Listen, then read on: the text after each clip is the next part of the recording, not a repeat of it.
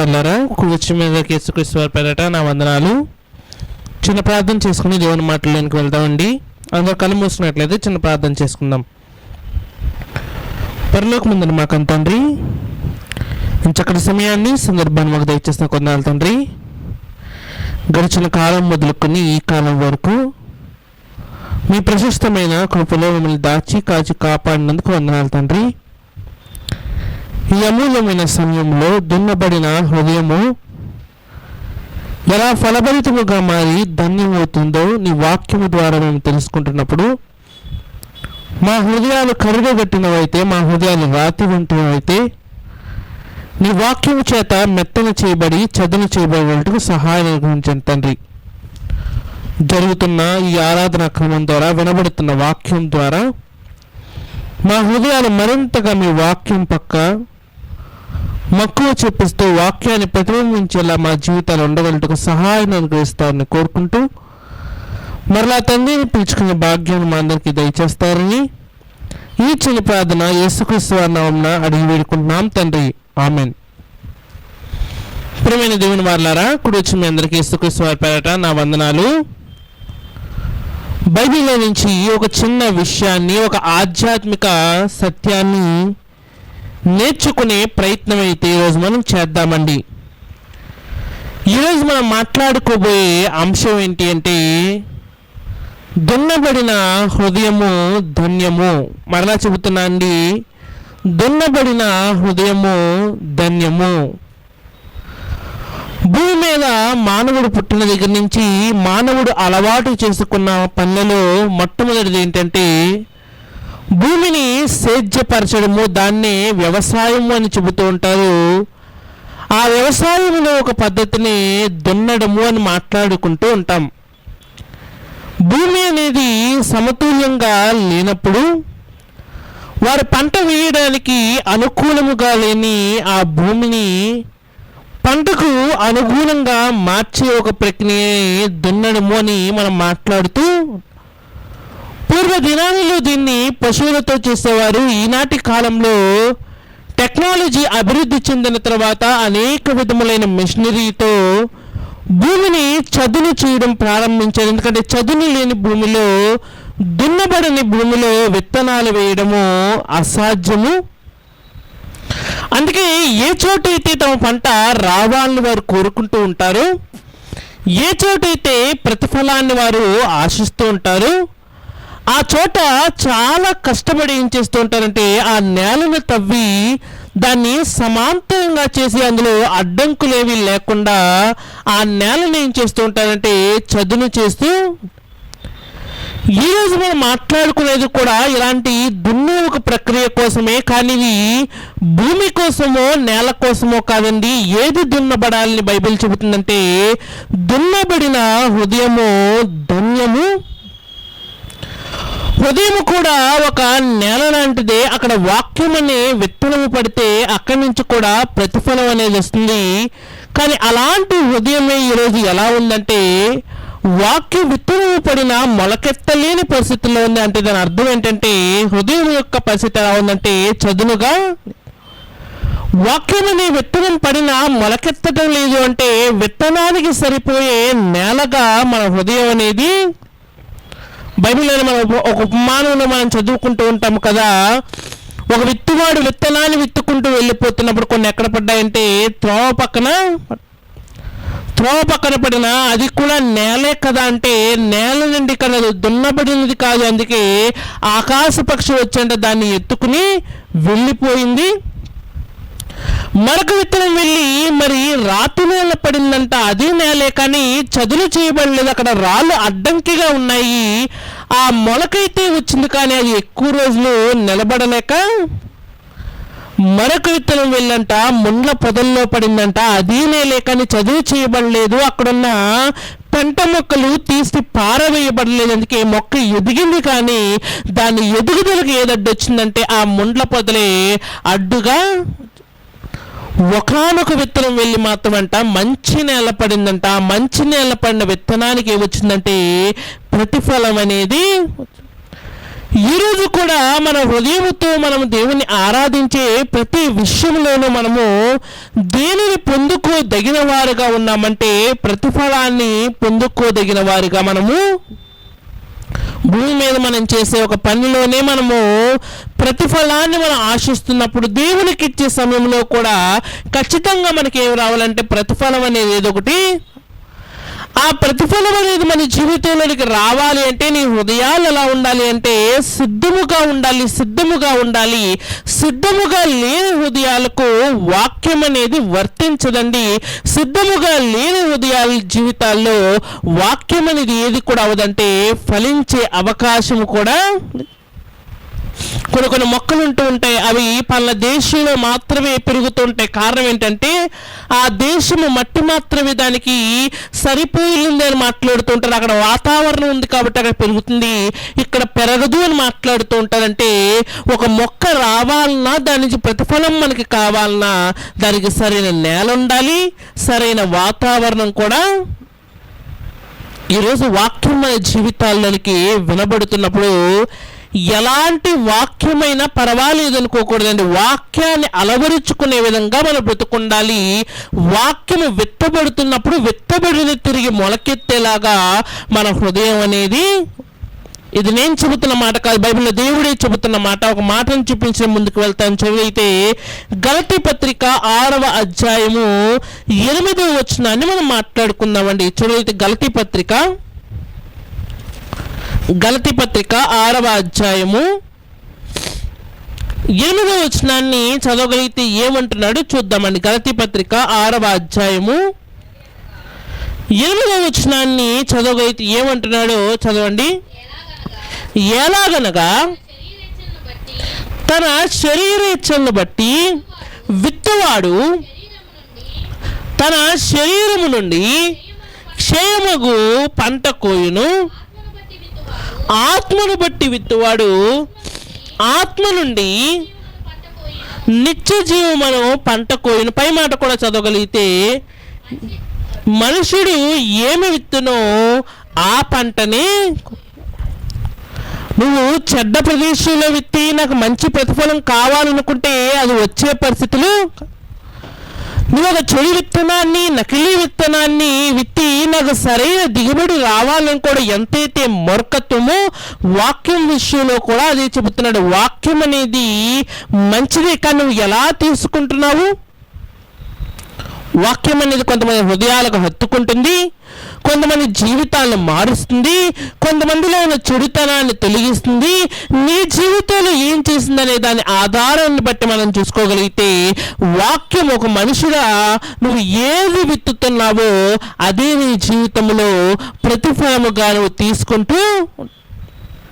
అప్పుడప్పుడు మనం మాట్లాడుకుంటూ చీమల కోసం మనము కథలుగా చెప్పుకుంటాం. ఏమనంటే అవి రాబోయే కాలానికి ఒక ప్రతిఫలం కోసం అంట ప్రస్తుత కాలం మంది ఏం చేస్తూ ఉంటాయంటే బహుగా ఏం చేస్తూ ఉంటాయంటే కష్టపడుతూ. చీమలు చూడు నిరంతరము కూడా ఒక శ్రామికుల్లాగా ఆహారం కోసం పనిచేస్తూ ఆహారాన్ని సేకరిస్తూ ఉంటాయి. కారణం ఏంటంటే రాబోయే ఒక వర్షాకాలంలో బయటికి వెళ్ళలేని పరిస్థితుల్లో ఆ ప్రతిఫలాన్ని అవి అనుభవించడానికి ప్రస్తుత కాలం మంది అవి ఏం చేస్తున్నాయంటే కష్టపడుతూ. ఈరోజు నీ జీవితంలో వాక్యపు తాలూకు ప్రతిదీ ఏదైతే నువ్వు ఉంటున్నావో నీ జీవితంలో అన్వయించబడాలి అంటే వాక్యం ఎక్కడైతే విత్తబడుతుందో ఆ హృదయానికి ఎలా ఉండాలి అంటే ఒక చదును చేయబడినదిగా ఉండాలి.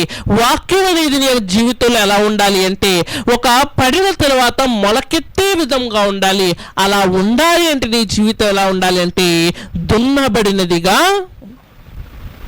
అందుకే యేసుక్రీస్తు వారు రాకమునిపై మరి బాప్తిజం ఇచ్చి యోహాను అనే ఒక వ్యక్తి వచ్చి ముందుగా ప్రిపరేషన్ స్టార్ట్ చేసినట్టు యేసుక్రీస్తు వారు రాకమునిపై వచ్చి అందరికీ చెబుతున్నాడంటే ప్రభు మార్గమును మనం ఏం చేయాలంటే సరళము.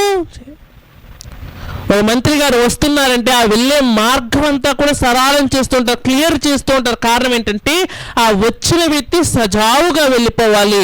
ఆకాశం ముందున్న దేవుడు మాట్లాడుతున్న ఈ మాటలు కూడా నీ హృదయంలోనికి వెళ్ళాలంటే నీ హృదయం ఎలా ఉండాలి అంటే మెత్తనిదిగా ఉండాలి. నీ హృదయం ఎలా ఉండాలి అంటే ఖాళీదిగా ఉండాలి. నీ హృదయం ఎలా ఉండాలి అంటే ఆ పడుతున్న వాక్యపు విత్తనాల్ని అందుకునే విధంగా మన బ్రతుకులు మనం ఇక్కడే ఉండి మన హృదయం ఎక్కడో ఉందనుకోండి, వాక్యపు విత్తనాలు మన జీవితంలో పడలేనప్పుడు ప్రతిఫలం ఎలా వస్తుంది?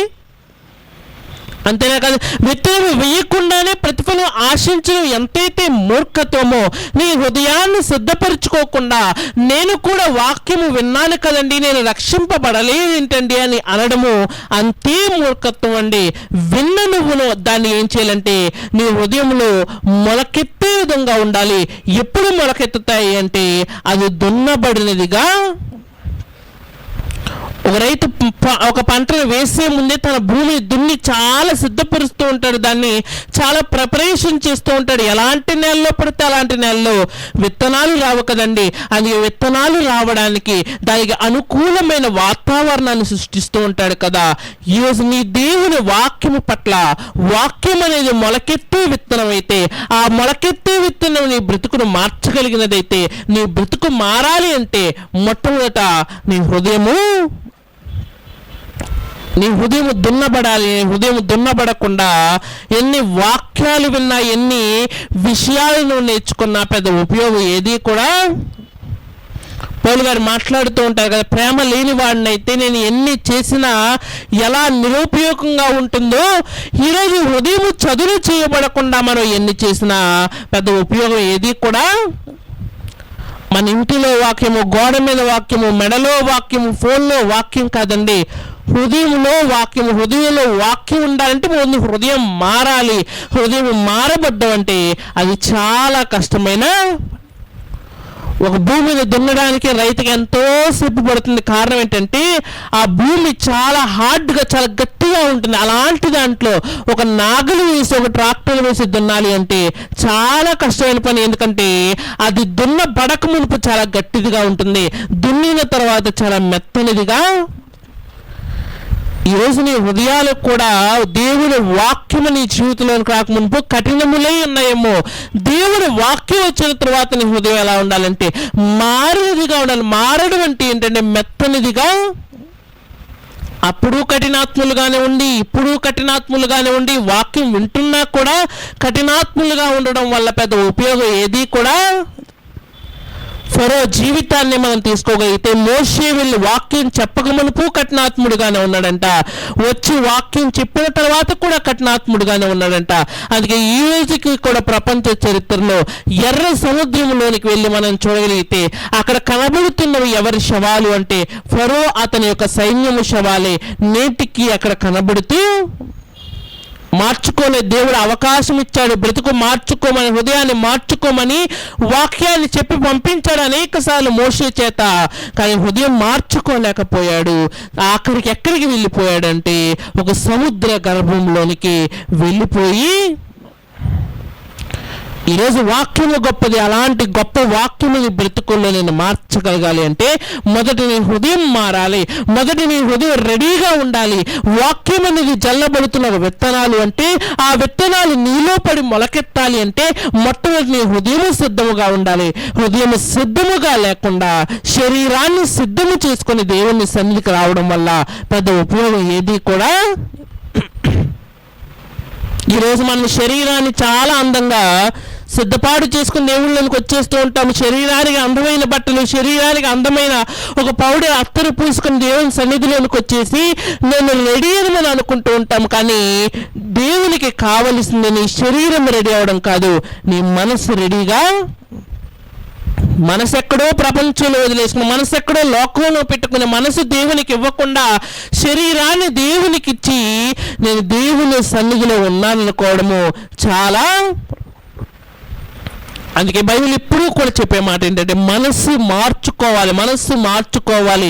పరలోకం కూడా దేవుడు ఎవరికి ఇస్తా అన్నాడంటే వస్త్రాలు మార్చుకొని తెల్లని దుస్తులు వేసుకున్న వారికి పరలోకం ఇస్తానని దేవుడు బైబిల్ ఎక్కడా చెప్పలేదు. కానీ మనస్సు మార్చుకున్న వాని పట్ల పరలోకంలో అంత గొప్ప ఆనందం అంటే ఆకాశమందున్న దేవుడు కూడా మనస్సు మార్చుకున్న వాడిని చూసి చాలా ఆనందిస్తూ. ఆలోచన చేద్దామండి, దున్నబడిన హృదయంలో ఎలాంటి పంటను వేయాలి, ఎలాంటి పంటను వేస్తే మనకి పరలోకం వస్తుంది. ఎలాంటి పంట మనకి మంచి ప్రతిఫలాన్ని ఇస్తుంది, ఎలాంటి పంట మనకు మంచి ప్రతిఫలాన్ని ఇవ్వదు. ఈరోజు లోకంలో మన హృదయంలో మనం ఎలాంటి పంటను విత్తుతున్నాము, ఎలాంటి ప్రతిఫలాన్ని కోస్తున్నాము, కొన్ని విషయాలు మనం ఆలోచన చేసే ప్రయత్నం అయితే మనం చేద్దామండి. ముందుగా మొట్టమొదటి విషయాన్ని నేను మీకు చూపించే ప్రయత్నం అయితే చేస్తాను. అదే గలతీ పత్రిక అదే 6వ అధ్యాయము 8వ వచనాన్ని మనం చదవైతే ఏమంటున్నాడు చూద్దామండి. గలతీ పత్రిక 6వ అధ్యాయము 8వ వచనం అండి. ఎలాగనగా తన శరీరేచ్ఛలను బట్టి విత్తువాడు తన శరీరము నుండి క్షేమగు పంట కోయును, ఆత్మను బట్టి విత్తువాడు ఆత్మ నుండి నిత్య జీవమును పంటను కోయును. చాలా జాగ్రత్త ఆలోచించగలిగితే ఏమంటున్నాడు అంటే, ఆత్మ సంబంధమైన వాడు ఒక పంట వేస్తే అతనికి వచ్చే ప్రతిఫలం కూడా ఎలా ఉంటుందంటే ఆత్మ సంబంధమైనదంట. అలాగే అక్కడ మరొక మాటకు చెబుతున్నాడు ఏంటి అంటే, నిత్య జీవమును పంటను. దేవుడు మాట్లాడుతున్న ఈ పంట నోటితో తినేదో కంటితో చూసేదో కాదు. అది ఎక్కడ కనబడుతుంది అంటే ఈ బ్రతుకు తర్వాత మరొక బ్రతుకులో మనకి ఉపయోగపడుతుందంట. రాబోయే తరానికి అది ఎలా ఉంటుందంటే మంచి పునాది వలె. శరీర సంబంధంగా చాలా మంది చాలా విత్తుతారంటే ఏం కోస్తారంటే క్షయమయ్యే పంటను. శరీరంతో మనం చాలా పనులు చేసే వాటికి ప్రతిఫలాన్ని మనం పొందుకున్నాము. అవి ఎలాంటివంటే క్షయమైపోయేవి. మనం సంపాదించిన ధనం, మనం సంపాదించినవన్నీ ఎలాంటివంటే క్షయమైపోయేవంటే ఏదో ఒక రోజు మనల్ని వదిలి వెళ్ళిపోతూ, ఏదో ఒక రోజు అవి మనల్ని వదిలి వెళ్ళిపోతూ ఉంటాయి, లేక మనం వాటిని వదిలి ఈ లోకాన్ని వదిలి వెళ్ళిపోతూ ఉంటాం. కానీ దేవుడు అంటున్నాడు, నాలో మీరు ఫలించగలిగితే, నాలో మీరు కష్టపడగలిగితే ఆ ప్రతిఫలం ఎలా ఉంటుందంటే అక్షయమైనదంటే దాన్ని మీ దగ్గర నుంచి ఎవ్వరూ లాక్కునే ప్రసక్తే.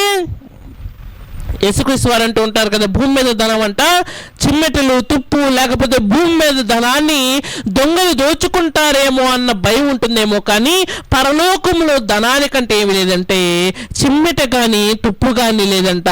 పరలోకంలో ఉన్న ధనానికి ఏమి లేదంటే అక్కడ దొంగలు దోచుకుంటారన్న భయం కూడా.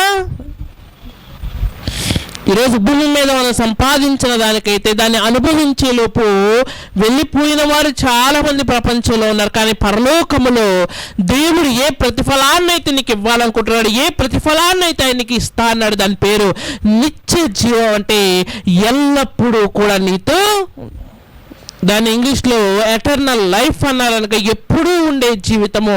భూమి మీద 60-70 సంవత్సరాల కోసం మనం చాలా కష్టపడి ఎంతో చెమటోచి మనం సంపాదించినది క్షేమైపోతూ ఉంది. కానీ భూమి మీద మనం దేవుళ్ళు సంపాదించుకున్నది మన పాలిట ఎలా మారిపోతుంది అంటే అది అక్షయమైనదిగా. అది అక్షయమైనది కాబట్టి బైబిల్లో చాలా మంది భక్తులు ఈ భూ సంబంధమైన వాటి కన్నా పర సంబంధమైన వాటి కోసమే ఎక్కువగా కష్టపడి వాటి కోసమే ఎదురు చూసిన వారు బైబిల్లో ఎంతో మంది. ఒక అబ్రహాము జీవితాన్ని చూడండి, తనకు ఒక దేశం ఇవ్వబడింది, కానీ ఆ దేశంలో కూడా ఒక గుడారం వేసుకొని బ్రతికాడు. కారణం ఏంటంటే బైబిల్లో చెబుతున్నాడు, అబ్రహాము దేనికోసం ఎదురు చూశాడంటే పునాదులు కలిగిన పట్టణం కోసము అతను ఎదురు చూస్తూ. ఒక మోషే తనకి ఐగుప్తు సింహాసనం వచ్చే అవకాశం ఉన్న దేవుని పిల్లలతో అరణ్యములో తిరుగుతూ ఎందుకు శ్రమలు అనుభవించాడంటే మోషేకు తెలిసి ఏమనంటే ఐగుప్తు సింహాసనము ఎల్ల కాలము నా దగ్గర, నేను చనిపోగానే సింహాసనం వేరవుతుంది, లేకపోతే ఏదైనా తిరుగుబాటు చదివితే నేను ఓడిపోతే ఆ సింహాసనం వేరే వాడిది అవుతుంది. కానీ ఆకాశం ఉందన్న దేవుడు నాకు ఇస్తానన్నది అది నా నుంచి లాక్కునేదో నా దగ్గర నుంచి వెళ్ళిపోయేదో. బైబిల్ అదే మాటను మరి యేసుక్రీస్తు వారి శిష్యులు మాట్లాడుతూ అంటూ ఉంటారు, యేసు మాకు ఇచ్చినది మేము సంపాదించుకున్నది ఎలాంటిదంటే దీన్ని మా దగ్గర నుంచి ఎవరు దొంగిలించలేరు, మా దగ్గర నుంచి ఎవరు దీన్ని తీసుకునే అధికారం ఎవరికి కూడా. ఈరోజు భూమి మీద ఎలాంటి పంటను విత్తుతున్నావు, నీకు ఇవ్వబడిన ఈ కాలం, నీకు ఇవ్వబడిన ఈ సమయాన్ని అంతా కూడా వ్యర్థముగా చేసి వ్యర్థమైన ప్రతిఫలాన్ని కోయడానికి విత్తడానికి సమాజంలోనికి బయలుదేరుతున్నావా? ఈరోజు మనకు ఇవ్వబడి భూమి మీద ఇవ్వబడిన ఈ కాలమే విత్తడానికి మనకి ఇవ్వబడిన సమయం అండి. ఈ సమయం అయిపోయేలోగా నీ కష్టాన్ని దేవుని పట్ల నువ్వు చూపించాలి. సమయం అయిపోయిన తర్వాత ఒకరోజు ఆయన వచ్చిన తర్వాత నీ పంటకు ప్రతిఫలాన్ని ఆయన ఇచ్చినప్పుడు పరలోకమో నరకమో ఆ రోజు తేలిపోతుంది. అలా తేలినప్పుడు నరకమని తెలిస్తే చాలా బాధాకరంగా భూమి మీద తనకి ఇష్టం వచ్చినట్టు తన జీవితాన్ని గడిపేసిన ఒక ధనవంతుడు చనిపోయి కళ్ళు తెరిచేసరికి తాను నరకంలో ఉండేసరికి ఆ పరిస్థితులు చూసి అనుకుంటున్నాడు, అయ్యో నాకు ఇలాంటి పరిస్థితులు రాకూడదే, నాకు ఇష్టమైనట్టు నేను బ్రతికాను, దాని ప్రతిఫలం ఎంత ఘోరంగా ఉంటుందని నాకు. ఆ లాజరు చూడు, తనకిష్టమైనట్టు బ్రతకడానికి అతనికి ఏమీ లేదు కాబట్టి తన జీవితాన్ని ఎంతో కష్టపడి అతను భూమి మీద ఉండగా విత్తాడు. ఆ ప్రతిఫలాన్ని, ఆ కష్టాన్ని ఈరోజు ఏం చేస్తున్నాడంటే అనుభవిస్తూ. మరి నేనేం చేశాను భూమి మీద ఉండగా అంటే తినచ్చు, త్రాగుచు, ఆనందిస్తూ, సుఖిస్తూ ఉన్నాను. అప్పుడు సుఖించాను. ఇప్పుడు ఏం చేస్తున్నానంటే బాధపడుతున్నాను. ఆ క్షయమైనవి నా పక్కన ఉన్నప్పుడు, ఆ క్షయమైపోయేవన్నీ నా పక్కన వాళ్ళు ఉన్నప్పుడు, నాతో మాట్లాడుతున్నప్పుడు ఏ రోజు నేను అర్థం చేసుకోలేదు. ఈ రోజు నాకు అర్థమవుతుంది, సూర్యుని క్రింద నాకు ఉపయోగకరమైనది ఏది కూడా. ఈరోజు నిత్య జీవమును పంటను సంపాదించాలంటే ఎక్కడ కష్టపడాలి, ఎక్కడ ఆనందపడి, ఇక్కడ లోకంలో తిరిగి, ఇక్కడ నీ ఆనందాలకు, నీ జలసాలకు నువ్వు అలవాటు పడితే రాబోయే కాలం ఎలా ఉంటుందంటే బహు భయంకరంగా. యేసుక్రీస్తు వారు లాంటి వాడే 3.5 సంవత్సరాలు భూమి మీదకి వచ్చి కష్టపడి ఆయన తన శిష్యులకు నేర్పించినది ఏంటంటే అదే మాటలు పౌలు గారు అంటూ అపోస్తలుల కార్యంలో ఏమంటూ ఉంటారంటే మన అనేక శ్రమలు అనుభవించప్పుడు ఎక్కడికి చేరుకోవాలంటే పరలోక రాజ్యానికి. పరలోక రాజ్యం ఏమి కూడా మనకి కేటాయించిన ఒక రాయితీ కాదని, పరలోక రాజ్యం అనేది మనం సంపాదించుకోవాల్సిన ఒక ప్రతిఫలం. ఆ సంపాదించుకోవాలంటే ఇప్పుడు కష్టపడాలి. ఆ సంపాదించుకోవాలంటే ఇప్పుడు నీ హృదయాన్ని దున్నాలి. నీ హృదయాన్ని దున్ని, నీ హృదయాన్ని మార్చుకుని, నీ హృదయంలో వాక్యాన్ని పెట్టుకుని ఇప్పుడు కష్టపడితే అనేక శ్రమలు అనుభవించిన మీదట మనం ఎక్కడికి వెళ్తామంటే పరలోకమునకు. ఏది శ్రమ లేదు, కష్టం లేదు. ఎక్కడ చూసినా సమాజంలో మనుషులు ఎలా ఎంజాయ్ చేస్తున్నారు, దేవుళ్ళు ఉన్నవారు కూడా అలాగే ఎంజాయ్ చేస్తున్నారు. ఇక్కడ కష్టపడకపోతే రాబోయే తరానికి నీకేం రాదంటే మంచి పునాది. ఇల్లంతా కట్టే కన్నా ఒక ఫౌండేషన్ కట్టడానికి చాలా ఎక్కువ ధనాన్ని వ్యయం చేస్తూ ఉంటారు. కారణం ఏంటంటే ఎంత ఎక్కువ కష్టపడి ఒక ఫౌండేషన్ కడితే ఇల్లు అంత గట్టిగా. ఈరోజు నీకు మరొక జీవితం ఉందని తెలుసు కదా, మరొక జీవితం బాగుండాలి అంటే ఈ జీవితంలో నువ్వు ఏం చేయాలంటే కష్టపడాలి. మరొక జీవితంలో మంచి ప్రతిఫలాన్ని పొందుకోవాలంటే ప్రస్తుత కాలం నుంచి మనం ఏం చేస్తూ ఉండాలంటే కష్టపడుతూ. ఒక రైతు తాను తినని ఒక పంట కోసము, తాను దాచుకునే ఒక పంట కోసము, తన దగ్గర ఉండని ఒక పంట కోసమే ఎంతో కష్టపడి బోల్డ్ని రోజులు ఏం చేస్తూ ఉంటాడంటే ఎండలో, వానలో, బురదలో, ఆ ముళ్ళ తుప్పల్లో ఏం చేస్తూ ఉంటాడంటే ఎంతో కష్టపడి సాగు చేసి ఆ ప్రతిఫలాన్ని చూసినప్పుడు, ఆ బస్తాలను చూసినప్పుడు చాలా ఆనందంగా ఫీల్ అవుతూ ఉంటాడు. కారణం ఏంటంటే ఒకప్పుడు కష్టపడ్డాడు, దాని ప్రతిఫలాన్ని ఈరోజు అనుభవిస్తూ. కష్టపడింది ఏది సంపాదించుకోలేం కదా. పరలోకం అనే పేరు జపించినంత మాత్రాన పరలోకం రాదు. కానీ పరలోకం పొందుకోవాలంటే ఇక్కడ నీ హృదయం సిద్ధముగా. మొట్టమొదటిది నీ హృదయం దున్నబడిన తర్వాత అందులో వేయవలసిన పంట ఏంటంటే ఎలాంటి పంట వేయాలంటే అక్షయమైన పంట వేయాలి. అక్షయమైన పంట మాత్రమే వేస్తే మాత్రం నీకేమొస్తుందంటే నిత్య జీవం అనే ప్రతిఫలము.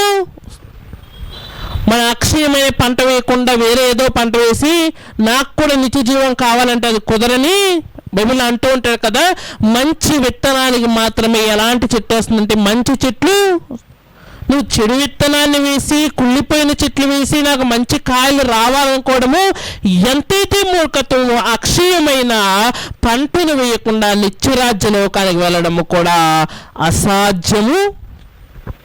మరొక విషయాన్ని కూడా నేను మాట్లాడి నేను ముందుకు వెళ్తాను. మరొక విషయాన్ని కూడా మనం చూడలేదు. గలతీ పత్రిక, అదే గలతీ పత్రిక 6వ అధ్యాయము 9వ వచనాన్ని మనం చూడలేదు. ఏమంటున్నాడో చూద్దామండి. గలతీ పత్రిక 6వ అధ్యాయం 9వ వచనం అండి. మనము మేలు చేయుట యందు విసుగక యుందుము, మనము అలయక మేలు చేసితమని తగిన కాలమందు పంట.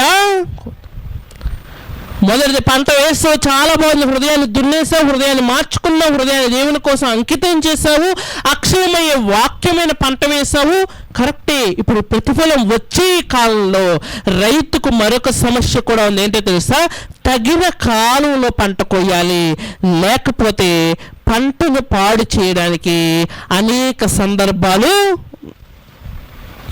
ఎప్పుడైతే ఆ ప్రతిఫలాన్ని చూసాడో ఇంకా తర్వాత చూద్దాంలే లేట్ చేసే కొలది ఏమవుతుందంటే అనేక పర్యవసానాలు ఏమైనా, ఒక్కొక్కసారి అనుకోకుండా వర్షం, ఒక్కొక్కసారి అనుకోకుండా తెగుళ్ళు, ఒక్కొక్కసారి అనుకోకుండా గాలులు వచ్చి ఏం చేస్తాయంటే చేతికి రావాల్సిన ప్రతిఫలాన్ని దూరం చేస్తూ. అందుకే రెండో విషయం ఏంటో తెలుసా? మొదటిది పంట సరిగ్గా వేయాలి, రెండవది వేసిన పంటకు వచ్చే ప్రతిఫలాన్ని ఎప్పుడు కొయ్యాలో తెలుసా? తగిన కాలమందు. ఒక కాయల్ని మనం చూస్తుంటే అవి సీజనల్ ఫ్రూట్స్ అని చెబుతూ ఉంటాం. అంటే ఆ కాలంలో మాత్రమే దొరుకుతూ ఉంటాయి. ఆ కాలం దాటేసిందంటే ఆ ఫలాలు మనకు దొరకడము అసాధ్యం. సీజనల్ ఫ్రూట్స్ అని మాట్లాడుకుంటూ ఉంటాం కదా. ఈరోజు నీ జీవితాల్లో కూడా ఆత్మీయమైన పంటను వేసిన నీ జీవితాల్లో కూడా ప్రభువు మాట్లాడుతూ ఆయన ఏమంటున్నాడంటే తగిన కాలము. తగిన కాలం ఉంది నువ్వు పంటం కదా. తగిన కాలం అంటే ఎప్పుడంటే దానికి ఒక ముహూర్తం, మాకు ఒక సమయం ఉందా అంటారా? బైబిల్లో మాట్లాడుతూ ఏమంటున్నాడు అంటే అక్కడ పై మాటలను ఏమంటున్నాడు అంటే మనం మేలు చేయుట యందు విసుకక. ఎప్పుడూ కూడా ఎలా ఉండాలి అంటే రెడీగా ఉండాలి. ఎవరు రెడీగా? వాక్యం విషయంలో కానీ, దేవుని వాక్యాన్ని పంచే విషయంలో కానీ, మేలు చేసే విషయంలో కానీ, మేలు పొందుకునే విషయంలో కానీ ఎప్పుడు ఎలా ఉండాలంటే సంసిద్ధముగా.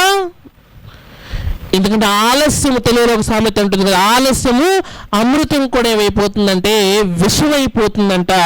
మరి ఇదే మత్తయి సువార్తలో మనం అనేక సార్లు మనం చదువుకుంటున్నప్పుడు ఆ బుద్ధి లేని కన్యకల విషయంలో కూడా జరిగింది.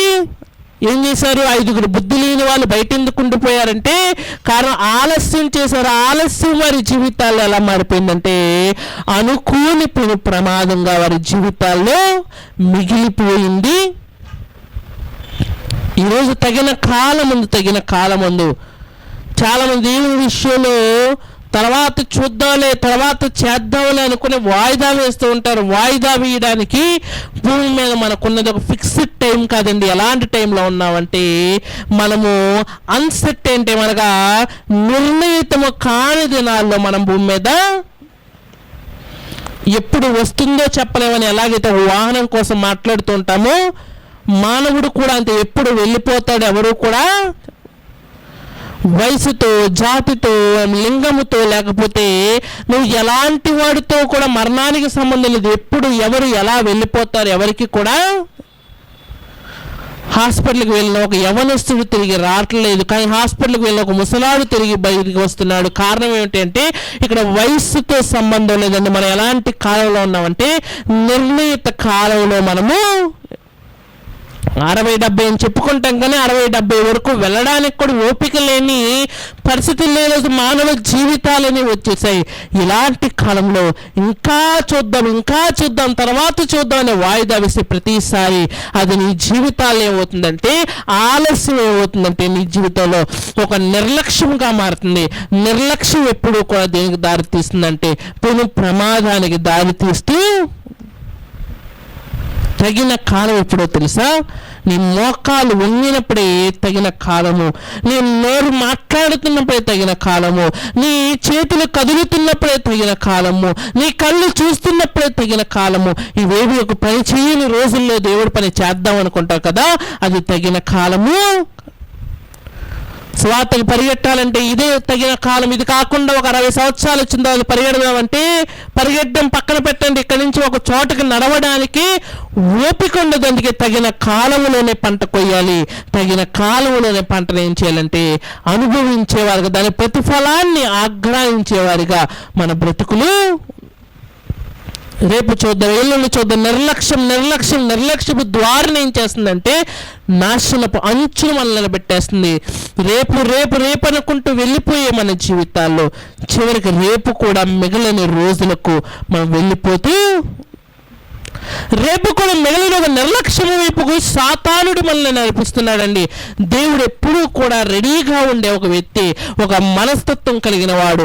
సాతాను ఎప్పుడూ కూడా ఎలాంటి వాడంటే ఒక నిర్లక్ష్యపు ద్వారంలో ఉండేవాడు. అందుకే సాతాను మనల్ని ఎలా మార్చేస్తున్నాడంటే నిర్లక్ష్యం మన బ్రతుకులన్నీ కూడా ఎలా మార్చేస్తున్నాడంటే నిర్లక్ష్యపు బ్రతుకులుగా మన బ్రతుకులను మార్చివేస్తూ, మొట్టమొదటి అక్షయమైన పంటను విత్తాలి. రెండవది పంటను కొయ్యడానికి కూడా ఒక కాలం ఉంది. ఏ కాలం అంటే తగిన కాలము. నీ పని చేస్తున్నంత కాలము, నీ మనసు నిలకడగా ఉన్నంత కాలము, నీ భూమి మీద ఉన్నంత కాలం అయిపోతే దేది కూడా మనకి సాధ్యము. ఇక మూడో విషయానికి, చివరి విషయానికి నేను వెళ్ళిపోతాను. మూడో విషయంలోనికి వెళ్ళిపోతాను. చివరి విషయానికి చూడైతే బైబిల్లోనే అతిపెద్ద గ్రంథంలోనే అతిపెద్ద అధ్యాయాన్ని మనం చూడైతే కీర్తనల గ్రంథము 119వ అధ్యాయము 136వ వచనాన్ని మనం చదువుకునే ప్రయత్నం అయితే మనం చేద్దామండి. కీర్తనల గ్రంథము 119వ అధ్యాయము 136వ వచనాన్ని మనం చదివితే ఏమంటున్నాడో చూద్దామండి. జనులు నీ ధర్మశాస్త్రమును అనుసరింపకపోయినందుకు, క్షమించండి, 126వ అధ్యాయము 5వ వచనం అండి. 126వ అధ్యాయము 5వ వచనము. కన్నీళ్లు విడుచుచు విత్తువారు సంతోష గానముతో పంట కోసెదరు. పిడికిలి విత్తనములు చేత పట్టుకుని ఏడ్చుచూ పోవు విత్తువాడు సంతోష గానము చేయుచు పనులు మోసుకొని. ఈ సువార్త ప్రకటనని, వాక్యపు విత్తనాలు విస్తరింపచేయడం అనే ప్రక్రియ ఏదైతే ఉందో, మనసును చదును చేయడం అనే ప్రక్రియ ఏదైతే ఉందో, అనేక మనసును దున్నడం అనే ప్రక్రియ ఎలాగుందో, ఇది చాలా కష్టమైన.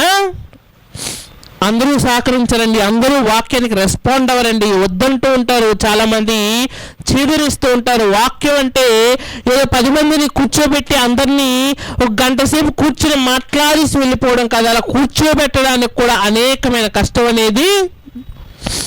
చాలా మంది వినరు, చాలా మంది వ్యతిరేకిస్తూ ఉంటారు, చాలా మంది వద్దంటూ ఉంటారు. యేసుక్రీస్తు అంతటి మహానుభావుడిని మరి గెరాసీల దేశానికి వెళ్ళినప్పుడు అక్కడ ఉన్న ప్రజలు ఏమంటున్నారంటే, మా వాక్యాన్ని, నువ్వు ఈ వాక్యాన్ని మా ప్రాంతంలో చెప్పడానికి వీల్లేదు, దయచేసి ఇక్కడి నుంచి వెళ్ళిపో. ఏడుస్తూ ఈరోజు, లేకపోతే శ్రమతో కష్టముతో ఈ పని చేస్తున్నావా? పర్వాలేదు, నీ శ్రమకు కష్టానికి నీ కన్నీళ్లకు దేవుని యొక్క సన్నిధిలో ఏముందంటే విలువైన బహుమానం అనేది. నీ కష్టానికి దేవుని యొక్క సన్నిధిలో విలువైన ఒక బహుమానం ఉందండి. నీ కష్టానికి, నీ స్వార్థకు పరలోకములో దేవుని సన్నిధిలో ఏముందంటే మనుషులు చూడలేని, మనుషులు వినలేని, మనుష్య హృదయమునకు గోచరము కానీ ఒక బహుమానాన్ని దేవుని కొరకు సిద్ధముగా. ఇది కష్టమైన పని. అందుకే యేసుక్రీస్తు వారు ఏమంటున్నారంటే, నా సిలువ కాస్త బరువైనదైనప్పటికీ దాన్ని మూసుకుంటూ మీరు వెళ్ళగలిగితే ఆ సిలువే మీ జీవితాల్లోనికి ఏం తీసుకొస్తుందంటే ఒక రక్షణను తీసుకొస్తూ, ఈ భారమైన సిలువను నేను మోయలేనంటే విలువైన జీవితం నీకు రాదండి.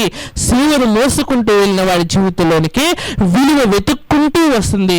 ఈ రోజు నీ జీవితంలో కన్నీళ్లతో ఈ విత్తనాలను విత్తితే ప్రభు అంటున్నాడు, ఒకరోజు పిడికలతో కష్టపడ్డావు, నేను ఎంత అభివృద్ధి చేస్తానంటే పనులుగా నీ భుజాలు మోయడానికి అలసిపోయేంత పంటను నేను నీకు. రైతు చూడండి, పిడికిలతో విత్తేది కొన్ని విత్తనాలే. దేవుడు ఇచ్చే ప్రతిఫలం ఎలా ఉంటుందంటే బస్తాల దిగుబడి ఒక రైతు సంపాదించుకుంటూ ఉంటాడు. కారణం ఏంటంటే ఆ విత్తేటప్పుడు కూడా చాలా ఏడుస్తూ, చాలా బాధతో, మరి వస్తుందా రాదా అనే ఒక ఆలోచనతో తన జీవితాన్ని మొత్తము ఒక అర్పణగా పెట్టి, తనకు ఉన్నవన్నా కూడా ఒక పనంగా పెట్టి ఒక పంటను విత్తుతూ ఉంటాడు. ఆ కష్టానికి ప్రతిఫలం వచ్చినప్పుడు ఎంతో ఆనందంగా పండగ చేసుకుంటూ ఉంటాడు, చాలా ఆనందపడిపోతూ ఉంటాడు.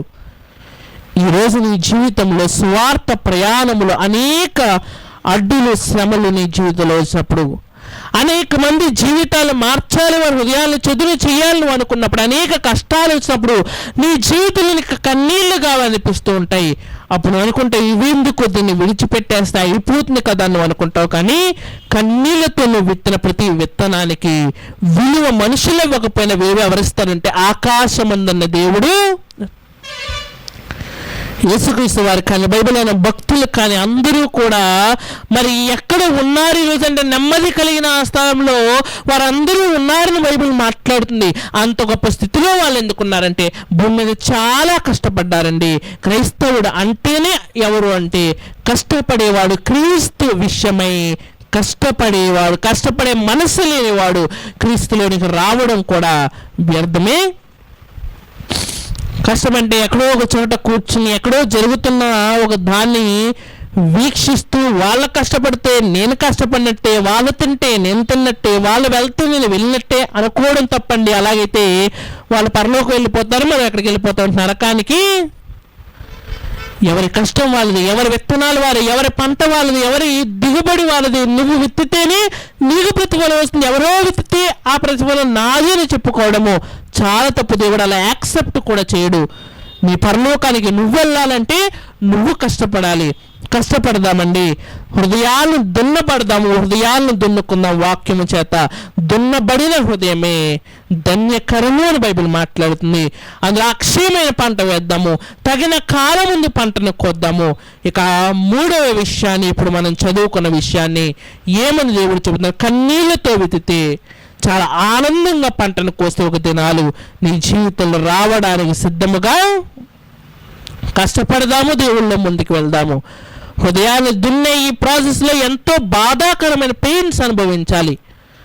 ప్రతిదీ ఓర్చుకున్న వాడికే పరలోకమని ఆయన మాట్లాడుతున్నాడు కదా. అనేక శ్రమలు అనుభవించి పరలోక రాజ్యమునకు చేరుకోవాలని ఆయన మాట ప్రకారము దున్నబడిన హృదయాలు కలిగిన వారుగా ధన్యులుగా మారతారని కోరుకుంటూ ఈ చిన్న అంశాన్ని ముగిస్తున్నాను. చివరిగా చిన్న ప్రార్థన చేసుకుని ఈ చిన్న అంశాన్ని మనం ముగించుకుందాం అండి. అందరు కళ్ళు మూసినట్లయితే చిన్న ప్రార్థన చేసుకుందాం.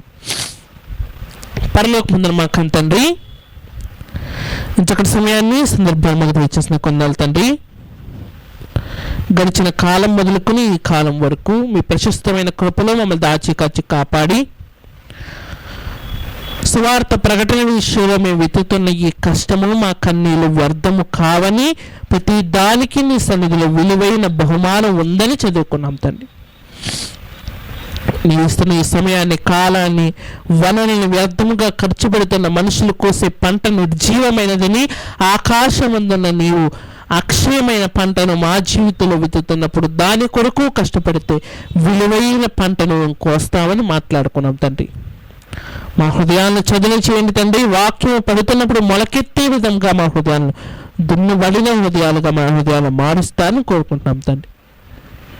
జరగబోతున్న ప్రతి కార్యక్రమంలో మీరు తోడండి. ప్రతి విషయంలో కూడా ఒక వాక్య ప్రతిఫలాన్ని ప్రతిబింబింపచేసేవారికి మా బ్రతుకులు ఉండగలుగుటకు సహాయాన్ని అనుగ్రహిస్తారని కోరుకుంటూ మరి నా తల్లి పిలుచుకునే భాగ్యాన్ని మా అందరికీ దయచేస్తారని ఈ చిన్న ప్రార్థన యేసుక్రీస్తు నామమున వేడుకుంటున్నాం తండ్రి.